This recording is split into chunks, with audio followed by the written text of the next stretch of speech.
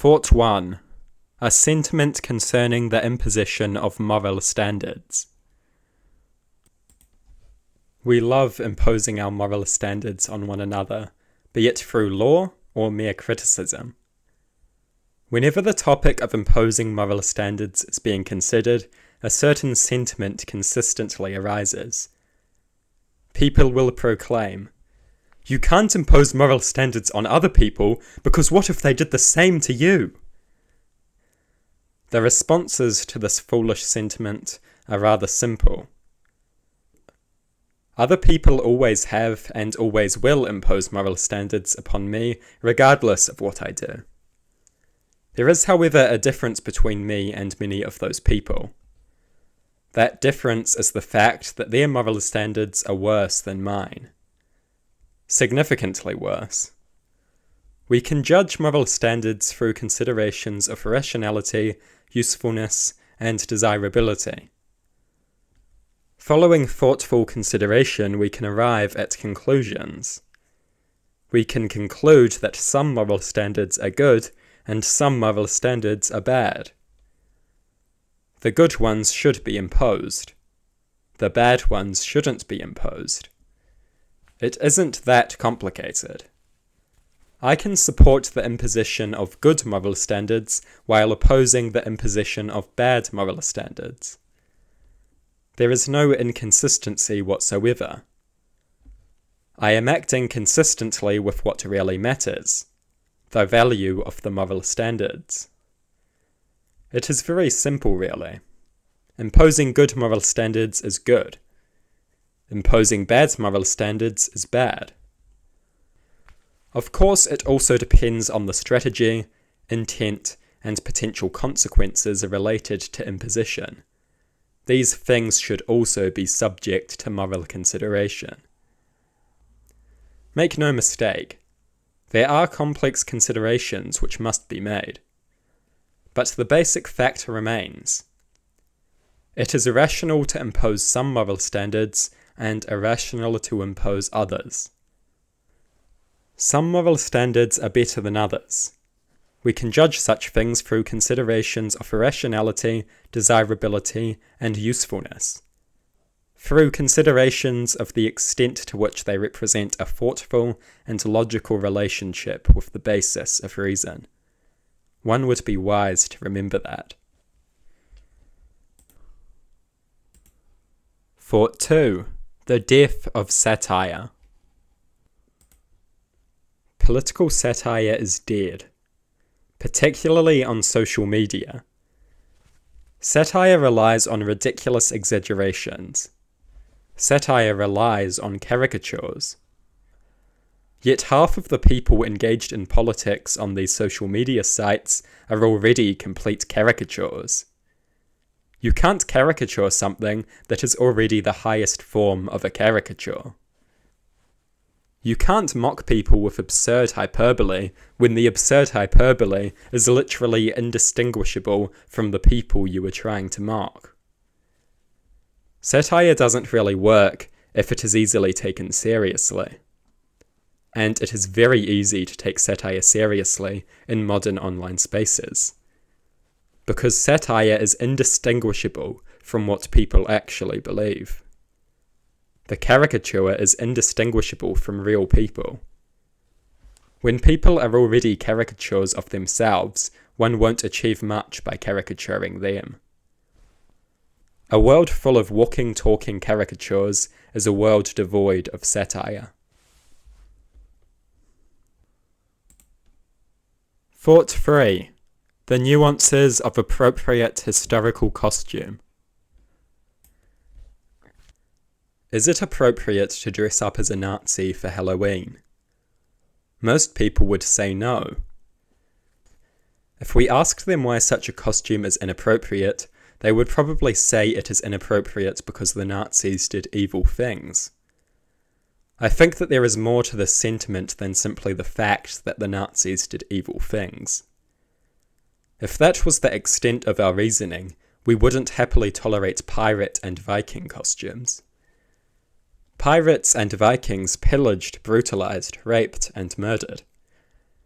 They didn't just do this occasionally either. This was one of their main activities. They did such things with great frequency. Pirates in particular constantly engaged in every monstrous practice, ranging from slavery and brutalization to rape and murder. They were utterly depraved. To call them cruel and sadistic would be an understatement. Yet we happily tolerate Viking and pirate costumes. We regard such costumes as completely appropriate. This is inconsistent with the idea that Nazi costumes are inappropriate because the Nazis did evil things. If it is inappropriate to dress up as a group of people who did evil things, then pirate and Viking costumes must be inappropriate. Unless you think slavery, rape, and murder aren't evil, which I very much doubt is the case. Either there is further reasoning which rectifies this inconsistency, or the people who make this claim are all massively inconsistent. I think that many of them are inconsistent and irrational, but thoughtful, nuanced consideration can rectify this apparent inconsistency. It isn't about if a group did evil things. There is much more to it than that. This is a nuanced matter. There are some other significant questions that we must consider when pondering such things. Questions which can rectify the apparent inconsistencies that arise when we fixate on a singular, overly simplistic consideration. Additional key questions for determining the extent to which a costume is appropriate could include: how long ago did the group portrayed exist? Who did the group target? How ideologically relevant is the group to modern politics? How historically significant is this group to modern politics? What ideas are associated with this group? To what extent were members of this group ideological actors? Alongside the obvious question, that being what did the portrayed people do, these questions can be useful for determining the extent to which a costume is appropriate. These additional questions bring to light significant differences between pirate costumes and Nazi costumes. Sure, both groups did awful things, but there are meaningful differences. These groups are similar in that they were depraved, cruel, and sadistic. These groups are similar in that they were evil. But their modern political significance is anything but equal. It is largely about political significance. Political significance of an ideological and/or historical form. That is why dressing up as a crusader is generally more likely to be controversial than dressing up as a pirate. This is a subject that is worth considering. Why do we regard some costumes as appropriate and others as inappropriate? And what costumes should we regard as inappropriate, and why?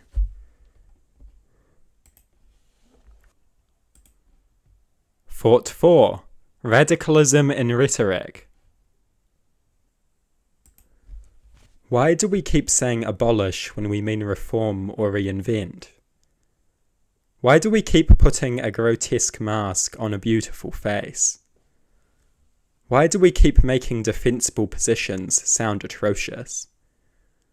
Why do we keep making great ideas sound like terrible ones? Why do we keep caricaturing and strawmanning ourselves? Why do we keep doing the work of conservative propagandists for them? Why do we keep prioritizing feeling radical over effective advocacy? Why do we keep shooting ourselves in the foot? Why do we keep hindering our own causes?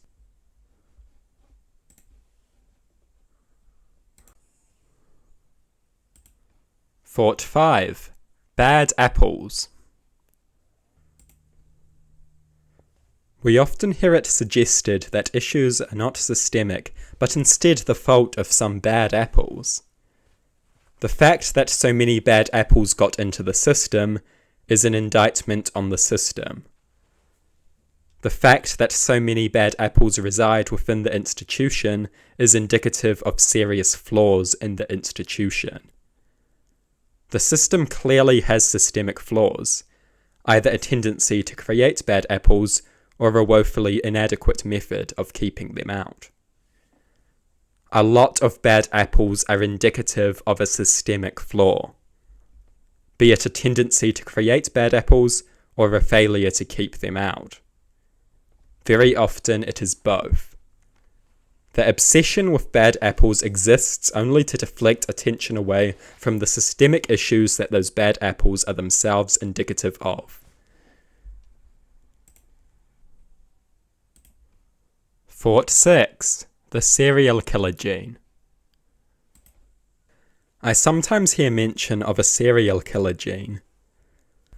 Sometimes I even hear people suggest that this serial killer gene is a real thing, a psychological and biological reality. I take issue with this. Assigning morally loaded labels to genetics is something that I am very uncomfortable with. I don't think we should assign morally loaded labels to genetics. Doing so represents a twisted mixture of biological determinism and biological demonization. The serial killer gene represents the worst excesses of pseudoscientific pop psychology. Morally loaded labels are assigned in spite of their detestable nature because they make things sound more interesting. A gene associated with an increased tendency for violence exists. A serial killer gene does not. Labels matter. The names that we give things matter. And they are anything but objective. The serial killer gene does not exist. Genes associated with an increased tendency for violence do, but these are different things. Labels describe a reality, but they are not themselves objective. Often they are highly flawed. We would be wise to remember that. The serial killer gene doesn't exist, not because it doesn't describe something real. It does, but because it describes that thing in a deeply detestable way. Some labels describe something real so poorly that the thing they truly describe can be said to not exist at all.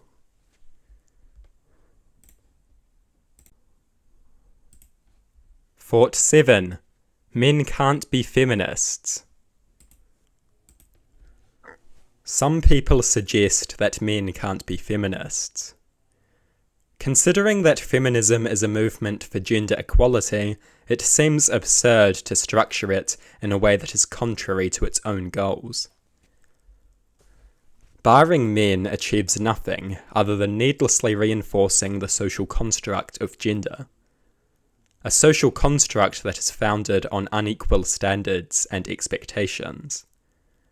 A social construct incompatible with the goals of feminism.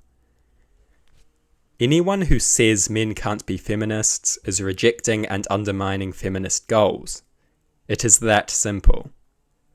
This alone is utterly detestable. But this isn't the only way in which these sentiments deserve to be regarded with disdain. Such sentiments are strategically disastrous. For a movement to reject the support of 50% of the population is for a movement to hinder itself immensely. Movements need support to succeed. Any movement that needlessly deprives itself of the support of half the population will have a very hard time achieving its goals. Feminism understands that men have disproportionate power. To needlessly reject the support of those who wield disproportionate power is idiotic. Strategically, it is a horrible idea. Feminism isn't a social club. It is a political movement, and political movements need support, and lots of it. Anyone who says that men can't be feminists is both utterly inconsistent with the goals of feminism and a dangerously bad strategist.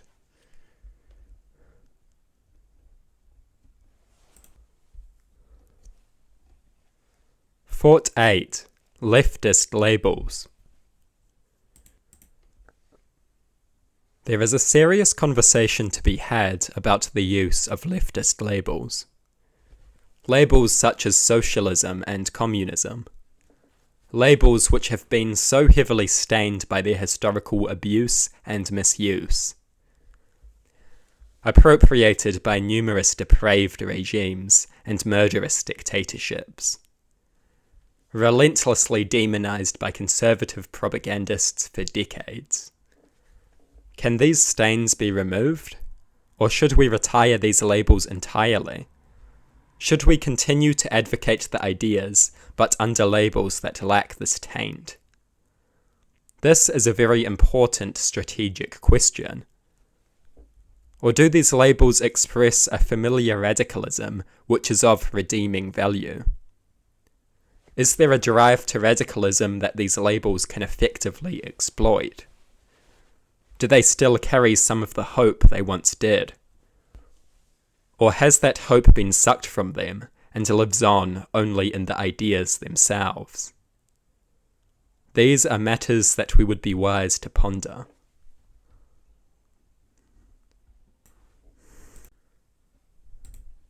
Thought 9. Freedom of speech isn't freedom from consequences. Some people like to say that freedom of speech isn't freedom from consequences. They feel very smart when they smugly say this. They shouldn't. Freedom of speech is freedom from certain consequences. Namely, freedom from legal penalties, government retaliation, and being censored by the state. If you think freedom of speech doesn't mean freedom from consequences, you are utterly incorrect. Freedom of speech is literally freedom from certain consequences. If freedom of speech doesn't mean freedom from certain consequences, and instead simply describes the ability to say things, then every oppressive dictatorship has free speech. That is the logical conclusion of these idiotic sentiments. Someone has just been imprisoned for criticizing the government. Well, free speech doesn't mean freedom from consequences. Someone has just been shot in the head for questioning the state. Well, free speech doesn't mean freedom from consequences. This is such a stupid sentiment, yet those who espouse it seem to think that they are so very smart. Freedom of speech doesn't simply describe the ability to share one's views. Freedom of speech describes the ability to share one's views with freedom from certain consequences. Freedom of speech isn't freedom from all consequences. Freedom of speech isn't freedom from criticism or freedom from contempt. But it is freedom from some consequences, namely government-enforced consequences.